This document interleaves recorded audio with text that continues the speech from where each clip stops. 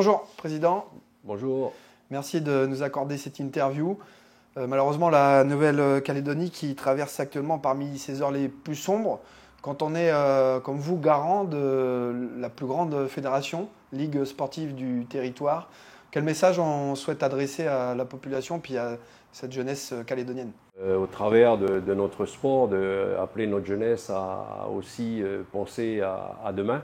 Et nous, demain, c'est notre choix qui a été fait dès le départ lors de notre élection, c'est-à-dire de nous occuper de notre jeunesse avec tous ces tremplins qui nous sont offerts par la FIFA, avec les qualifications Coupe du Monde, avec les compétitions océaniennes. Donc c'est d'essayer de trouver le juste milieu et puis d'appeler tout le monde à plus de sagesse et de sérénité et trouver aux gens qui décident ici sur le territoire le chemin de la paix et puis de retrouver aussi un semblant de calme sur l'ensemble du territoire.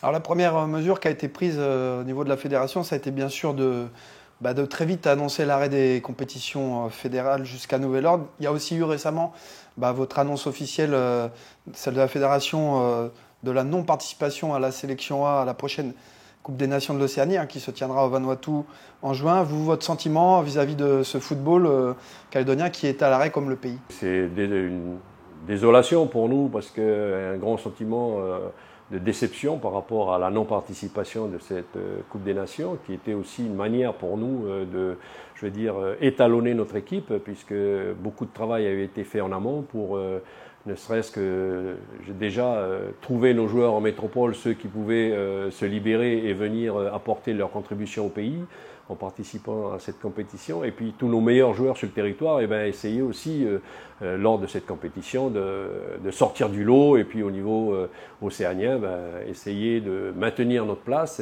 puisqu'il faut savoir aussi que nous sommes les tenants du titre de la médaille d'or des Jeux du Pacifique. Donc c'est vrai qu'au niveau océanien, on a un rôle à jouer et un rang à tenir et c'était aussi une manière de préparer la qualification Coupe du Monde qui aura lieu d'ici la fin de l'année.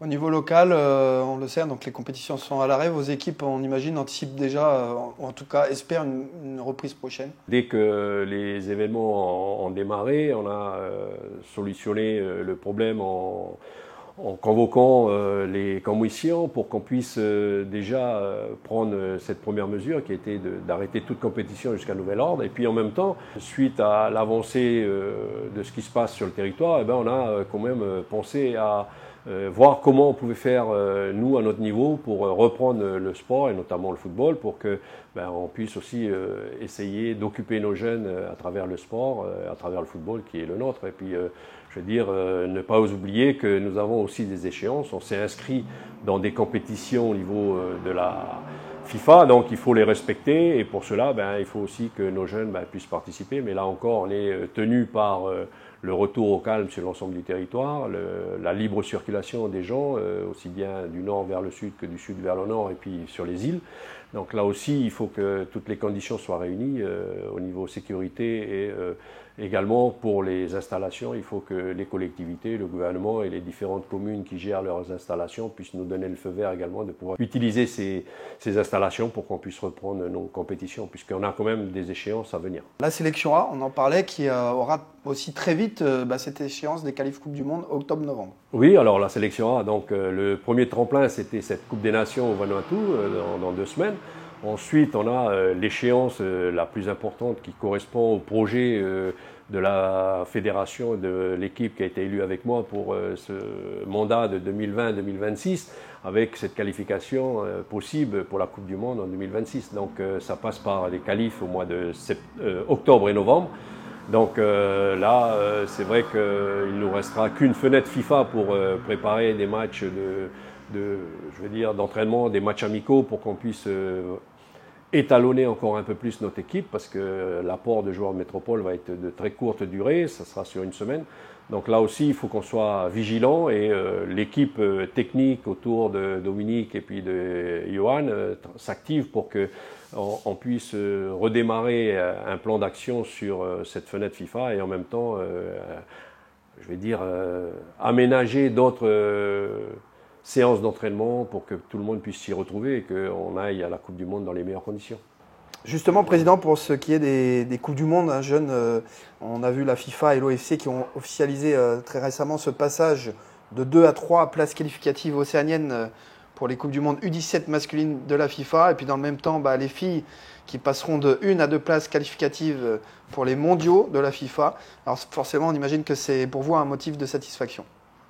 Oui, c'est tout à fait dans l'optique du projet que nous avons mis en place avec l'équipe, c'est-à-dire de se projeter sur 2026, cette qualification en Coupe du Monde, mais aussi en travaillant sur l'avenir de notre football, c'est-à-dire avec ces 2 académies, garçons et filles, qui ont été créées, qui aujourd'hui, avec le nouveau programme du TDS, du talent, du développement des talents, avec la FIFA, l'aide de la FIFA, on a un nouveau coach et tout. Donc c'est tout ce projet qui se met en place et il ne faut pas qu'on rate le coche, comme je le dirais, avec cet apport maintenant de la FIFA où l'Océanie, elle aura 3 au niveau des garçons et 2 au niveau des filles pour les prochaines Coupes du Monde.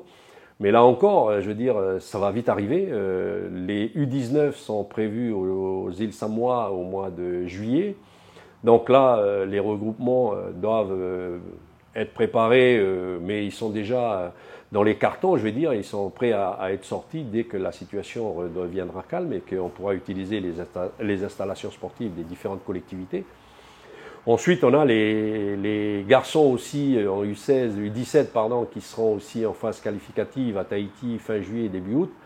Et après, pour finir, les filles en juillet à Fidji, donc les U16, U17 filles à Fidji. Donc, c'est toutes ces compétitions qui nous permettent aussi de maintenir cette vision du football. On a eu récemment nos jeunes filles de U15 qui sont allées à Fidji justement pour un tournoi et qu'elles ont remporté aussi là-bas. Même si certaines nations n'y étaient pas, mais elles ont démontré là-bas sur place qu'elles pratiquaient un très très bon football. Et je pense que c'est le travail aussi qui est fait au sein des clubs, au sein de la fédération qui porte ses fruits. Mais il ne faut pas non plus aller trop vite en besogne. Et aujourd'hui, l'avenir, c'est ces prochaines qualifications et ce travail qui est fait en amont avec nos académies, avec tous les techniciens que nous avons et aussi avec l'apport des clubs, puisque sans les clubs, la fédération n'existe pas. Donc c'est aussi ce travail d'ensemble avec, cette cohésion entre les clubs et le département technique qui permet de dire qu'aujourd'hui, on est sur de bons rails, on a des échéances à tenir, mais aussi on a cette carotte au bout, c'est-à-dire ces qualifications Coupe du Monde qui pourraient être encore 2 fois plus attrayantes. On a eu par le passé 2 qualifications Coupe du Monde en U17, c'est aussi une manière d'apprendre le haut niveau, mais aussi une manière pour nous, la fédération, de voir ce qui va, ce qui ne va pas, et puis essayer de trouver la meilleure solution pour nous et pour nos jeunes surtout, pour essayer de les apporter et les amener à un très haut niveau, et c'est ce qui est prévu par ce programme lancé par la FIFA, qui est le TDS, le développement des talents. Ça rejoint votre projet fédéral 2020-2026. Qu'est-ce qu'il en est? Forcément, on vous sent en tout cas convaincu de continuer sur la ligne de route qui a été tracée. Oui, moi je suis toujours très positif dans tout ce qu'on fait, puisque sinon, c'est pas la peine de se projeter sur des choses comme celle-là. Aujourd'hui, on touche du doigt, c'est du concret, le nombre de qualifiés au niveau des garçons, le nombre de qualifiés au nombre des filles. C'est ce projet qui nous a amené aujourd'hui à nous occuper de notre jeunesse, mais sans oublier l'excellence qui est la vitrine, la sélection A. Mais quelque part, si on a de très bonnes bases comme nos jeunes là aujourd'hui, demain on peut être, assez confiant pour que ces échéances qui vont arriver rapidement, mais aussi celles qui sont à venir, elles vont être plus facilement abordables. Aujourd'hui, c'est sûr que le pays traverse une période difficile, mais encore une fois, nous, dans notre domaine, on va essayer de faire le maximum pour que notre jeunesse puisse s'épanouir dans notre sport, qui est le football. Et puis, franchement, j'ai un message aussi des 2 grands joueurs que nous avons eus, qui sont Christian et Antoine, qui m'ont eu encore dernièrement et qui espèrent que tout va revenir au calme et que notre projet puisse continuer parce qu'ils sont à fond derrière nous et puis que notre jeunesse, il faut qu'on s'en occupe. Et c'est notre rôle à nous, les dirigeants, à travers les clubs qui nous aident beaucoup et à travers notre équipe de techniciens qui est, aujourd'hui à pied d'œuvre pour préparer la reprise des différents championnats si demain la situation nous le permet. Mais c'est aussi notre rôle, d'apporter notre pierre à la contribution de ce pays et puis qu'on retrouve du calme, la sérénité et puis demain, nous, les sportifs et notamment les footballeurs, qu'on retrouve le chemin des stades.